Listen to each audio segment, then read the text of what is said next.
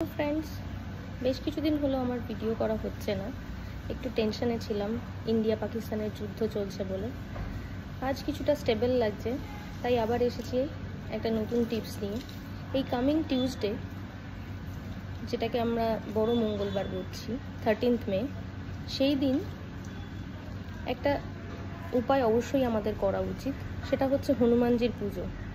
হনুমানজি আমাদেরকে যেমন সব রকম বিপদের হাত থেকে রক্ষা করে, সেই রকম হনুমানজি আমাদের লাইফের ব্লকেজগুলোকে হাঁটাতেও সাহায্য করেন, আশীর্বাদ করেন।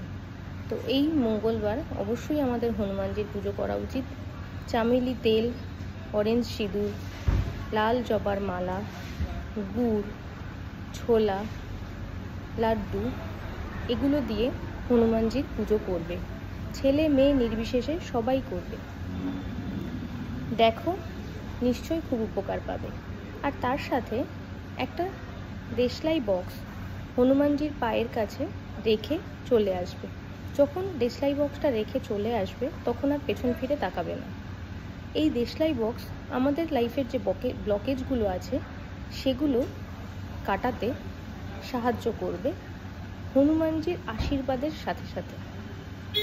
এটা করে দেখো, উপকার পাবে। আমি যে টিপসগুলো বলি তোমাদের সবাইকে, প্রত্যেকটা টিপস আমি নিজের লাইফের ওপর ট্রাই করে দেখে তার উপকার পেয়ে তবেই বলছি।